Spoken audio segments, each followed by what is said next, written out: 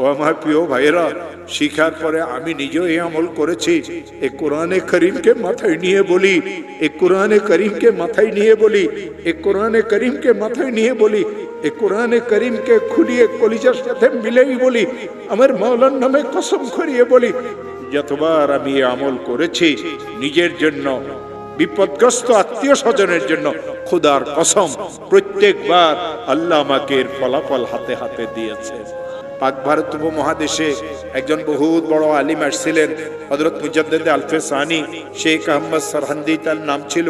তিনি তার কিতাবে আমল শিখাইছেন, কোন মুসলমান যদি ঋণগ্রস্ত হয়, এত ঋণ হয়ে গেছে, আদায়ের কোনো ব্যবস্থা নাই, খেতে ফসল হয় না, দোকানটা অচল হয়ে গেছে, ছেলেটা বিদেশে গিয়ে ফাঁসিয়ে গেছে, থাকতেও পারে না, আসতেও পারে না, 2-3টা মেয়ে ঘরে উপযুক্ত, কারো বিবাহ হয় না, একটা মেয়েকে বিবাহ দিয়েছিল, তালাক নিয়ে মেয়েটা ঘরে চলে আসছে, ছেলেটা খারাপ ছেলেদের সাথে মিশিয়ে মদ জুয়ার উদ্ভস্ত হয়ে গেছে। এই লোকটার পেরেশানির কোনো শেষ নাই, অনেক মামলা মোকদ্দমা তো সে ফাঁসিয়ে গেছে। হযরত মুজাদ্দিদ আলফে সানি বলেন, কঠিন থেকে কঠিন বিপদগ্রস্ত মুসলমান যদি ইশারের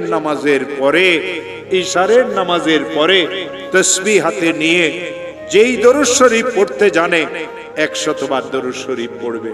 আল্লাহুম্মা সাল্লি আলা সাইয়্যিদিনা মুহাম্মদ, আল্লাহুম্মা সাল্লি আলা সাইয়্যিদিনা মুহাম্মদ, আল্লাহুম্মা সাল্লি আলা সাইয়্যিদিনা মুহাম্মদ।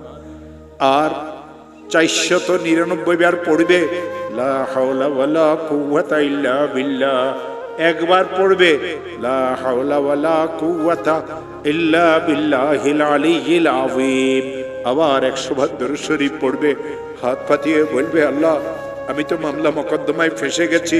হাত পাতিয়ে বলবে, আল্লাহ আমার মেয়েগুলির তো বিবাহ হচ্ছে না।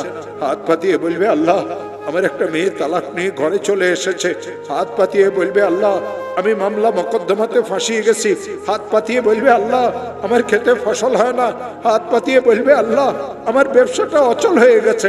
হাত পাতিয়ে বলবে, আল্লাহ আমি সন্ত্রাসীদের দ্বারা কবলিত।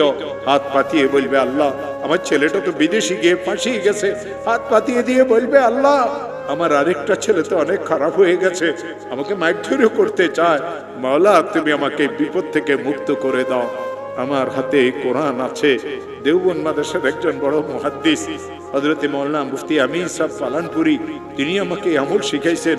তিনি আমাকে এই কথা বলেছিলেন, মাওলানা যখন এই আমল শিখেছি নিজের জন্য, বিপদগ্রস্ত আত্মীয় স্বজনের জন্য, যখন এই আমল আমি করেছি, আল্লাহর কসম এর ফলাফল আল্লাহ আমাকে হাতে হাতে দিয়েছে।